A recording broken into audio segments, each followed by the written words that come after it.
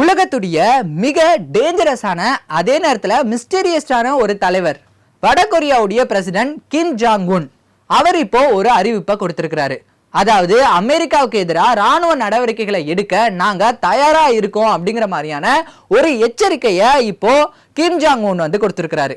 எதனால அப்படின்னு பார்த்தோம்னா, பொதுவாகவே வடகொரியா பிரசிடென்ட்டுக்கு வந்து அமெரிக்கா அப்படின்னு சொன்னாலே சுத்தமா பிடிக்காது அப்படிங்கிறது உங்களுக்கே நல்லா தெரிஞ்சிருக்கும். அவருடைய பரம எதிரியாவே அமெரிக்காவை தான் அவர் வந்து பார்த்துட்டு வந்துட்டு இருக்காரு.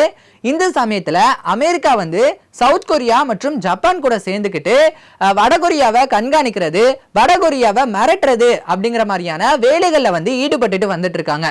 குறிப்பா இப்ப ரீசெண்டா பாத்தீங்கன்னா சவுத் கொரியால இருக்கக்கூடிய ஜேஜு தீவுல அமெரிக்கா மற்றும் ஜப்பான் மற்றும் சவுத் கொரியா 3 பேரும் சேர்ந்து கூட்டு போர் ஒத்திகையில வந்து ஈடுபட்டிருக்காங்க.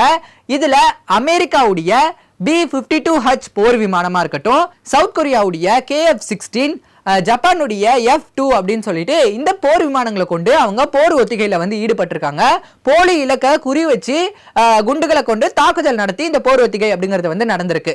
இதுல வடகொரியாவுக்கு பக்கத்துல அமெரிக்காவுடைய விமானம் வந்து குண்டு வீசியிருக்கிறதா வந்து சொல்லப்படுது. இதனால வடகொரியாவுடைய பிரசிடென்ட் கிம் ஜாங் உன் வந்து பெரிய அளவுல வந்து கோபம் அடைஞ்சிருக்காரு அப்படின்னே சொல்லலாம். சோ அதனாலதான் இந்த 3 நாடுகளுக்கும் இப்போ பகிரங்கமா ஒரு எச்சரிக்கையை வந்து கொடுத்திருக்கிறாரு. மேபி இந்த 3 நாடுகளும் சேர்ந்து எங்களுக்கு எதிராக ஏதாவது நடவடிக்கையில ஈடுபட்டீங்க அப்படின்னா எங்க ராணுவம் உங்களை பார்த்துட்டு சும்மா இருக்காது, உங்களுக்கு சமத்தியான பதிலடியை வந்து கொடுப்போம் அப்படிங்கிற மாதிரி கிம் ஜாங் உன் வந்து ஒரு எச்சரிக்கையை வந்து கொடுத்திருக்கிறாரு. அது இப்போ பெரிய அளவுல பேசு பொருளா மாறி இருக்கு.